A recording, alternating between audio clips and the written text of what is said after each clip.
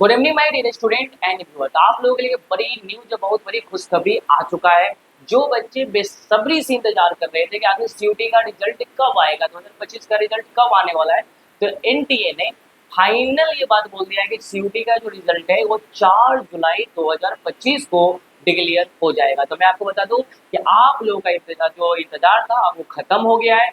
4 जुलाई 2025 को जो एनटीए है वो सीयूटी का रिजल्ट को डिक्लेयर कर देगा। तो जो बच्चे सोच रहे थे कि आखिर क्या होगा, तो मैं आपको उससे पहले बता दूं कि आपको ये बात पता चल गया कि सीयूटी का रिजल्ट कब आ रहा है। तो बहुत सारे बच्चे मेरे को फोन कर रहे हैं, एसएमएस कर रहे हैं, सर सीयूटी का रिजल्ट कब आएगा, मैसेज कर रहे हैं। तो आप सभी बच्चे आप ध्यान से समझो कि आप लोगों का रिजल्ट 4 जुलाई को डिक्लेयर होने जा रहा है। सीयूटी का रिजल्ट बहुत सारे बच्चे जो बेसब्री से इंतजार कर रहे थे, तो अब आपका जो इंतजार है वो अब समाप्त हो चुका है।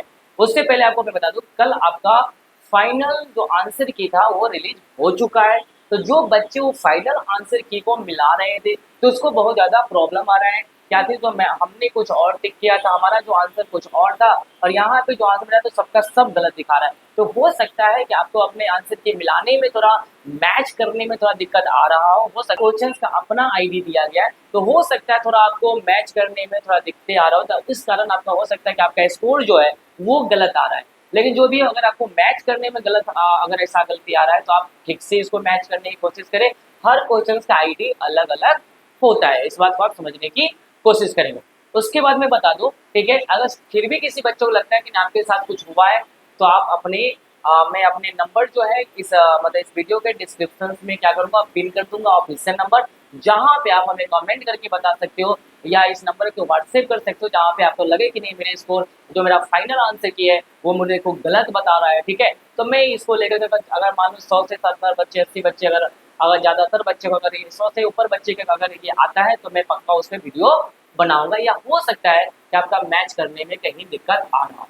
उसके बाद मैं बता दूं कि ये आपका फाइनल स्कोर नहीं है। बात समझने की कोशिश करना। जो बच्चे आपका फाइनल आंसर की मिलाने के बाद सोच रहे हैं कि मेरा फाइनल स्कोर है, वो बिल्कुल नहीं है। अभी नॉर्मलाइजेशन बाकी है, ठीक है। तो हो सकता है कि नॉर्मलाइजेशन के बाद आपका स्कोर बढ़े, या हो सकता है कि आपका नॉर्मलाइजेशन के बाद आपका स्कोर घटे भी, लेकिन चांस है कि आपका स्कोर बढ़ेगा ही बढ़ेगा, ठीक है। तो ये जनरली मैं बता दूं, अभी आपका रिजल्ट 4 जुलाई को आएगा और वो फाइनल होगा कि नॉर्मलाइजेशन के बाद कितना स्कोर आया, ठीक है। उससे पहले मैं और आपको एक बात बता दूं कि नॉर्मलाइजेशन हमको कहीं भी समझ में आ रहा है कि ये कितना रेशनल है और कितना जस्ट है, मुझे समझ में नहीं। ह्यूमैनिटीज वाले में कहीं कौन कैसे डिसाइड कर सकता है कि अकबर महान है, अकबर हार्ड है, या अशोका हार्ड है, गौतम बुद्ध हार्ड है, या महावीर का चैप्टर हार्ड है, कोई कैसे डिसाइड कर सकता है, ये बात मुझे समझ में आ रहा है। और उस पर ह्यूमैनिटीज में कौन कैसे नॉर्मलाइज कर रहा है। अगर मान लो मैथमेटिक्स होता है, तो वहाँ ये पता किया जा सकता है कि ये कैलकुलेशन हार्ड है, ये कैलकुलेशन हार्ड नहीं है, तो यहाँ नॉर्मलाइजेशन कर सकते हैं, यहाँ नहीं कर सकते, ठीक है। लेकिन मुझे ये समझ में नहीं आ रहा है कि ह्यूमैनिटीज पेपर में कैसे नॉर्मलाइजेशन होता है। ये बातें अभी तक समझ में नहीं आया है, चाहे वो एसएससी के एग्जाम हो, चाहे वो बैंकिंग का हो, चाहे वो रेलवे का हो, किसी भी चीज़ का एग्जाम हो, नॉर्मलाइजेशन अभी तक हमको समझ में नहीं आया ह्यूमैनिटीज पेपर। और मैं आपको नेक्स्ट बात बताऊं, जो बच्चे डीयू की तैयारी करो जिसका स्कोर बहुत लो आया है, ठीक है, और वो सोच रहे कि मैं अपना प्रेफरेंस लिस्ट कैसे बनाऊं, क्योंकि 4 जुलाई के बाद आपका डीयू का सेकंड फेज का जो पोर्टल है हो सकता है आपका ऑन हो जाए। और ऑन होने के बाद देखो मैं सिंपल बता दूंगा, अगर आपका प्रेफरेंस लिस्ट खराब होगा, तो आपका फर्स्ट राउंड में अगर आपका नंबर नहीं, कट ऑफ में चांस नहीं आया, तो याद रखना आपको सेकेंड राउंड में कोई ऑप्शन ही नहीं है।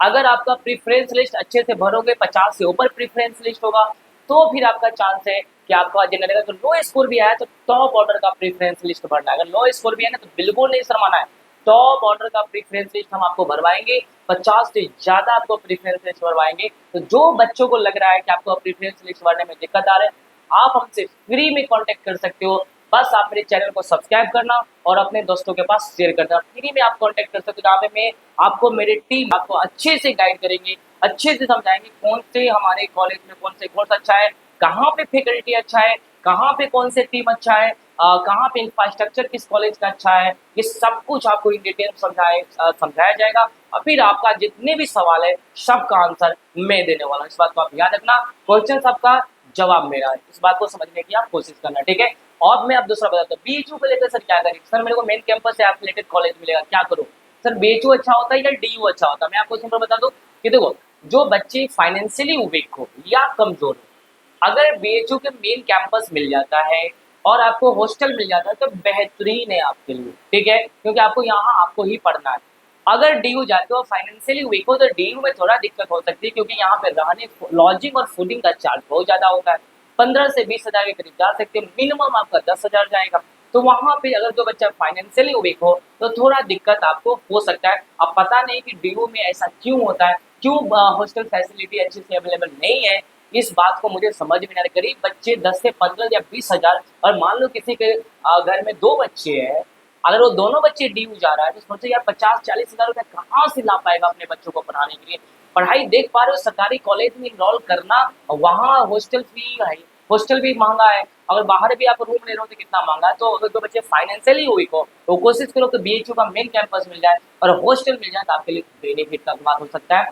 तो आपको समझ में आ गया, हॉस्टल विथ बेस्ट पढ़ाई बीएचयू में मिल जाएगा, और पढ़ाई और हॉस्टल ना मिले उसका नाम डीयू यूनिवर्सिटी होता है। इस बेसिक बात को आपको समझ में आ गया होगा। तो जो बच्चों को अगर लग रहा है कि अगर अगर इस साथ में ये भी बता दो, अगर डीयू यूनिवर्सिटी को हॉस्टल मिल भी जाता है तो वहाँ भी आपको मेस का चार्ज और बाकी चीज़ों का चार्ज बहुत ज़्यादा है, बराबर पड़ता है, थोड़ा बाहर से थोड़ा कम पड़ेगा, लेकिन मामला यही पड़ सकता है, ठीक है। ये बेसिक बातें आपको समझ में आ गया होगा। तो जो बच्चों को लग रहा है कि सर मैं अपना प्रेफरेंस लिस्ट कैसे भरूँगा, क्या होगा, नहीं होगा, तो आप सभी बच्चे हमसे कॉन्टैक्ट कर सकते हो, आप मेरे से ऑफिशियली जुड़ सकते हो। मैं डिस्क्रिप्शन बॉक्स में अपने नंबर, आपको ऑफिशियल नंबर मैं शेयर कर दूंगा। आई होप ये बेसिक बात आपको समझ में आ गया होगा। मैं फिर से बता दूं, जो सीयूटी 2025 का रिजल्ट है 4 जुलाई को एनटीए ने फाइनल कर दिया है कि आपका रिजल्ट डिक्लेयर हो जाएगा। नॉर्मलाइजेशन से स्कोर उसी समय आपको पता चल जाएगा जो फाइनल रिजल्ट होगा। तो आई होप ये बेसिक बात आपको समझ में आ गया होगा। तो आज के लिए all the best, good day, take care, और चैनल को सब्सक्राइब करना, दोस्तों के साथ शेयर करना बिल्कुल मत भूलना, जिससे मैं आपके लिए लेटेस्ट अपडेट और बेहतरीन नोटिफिकेशन आपके लिए लेकर आता हूँ।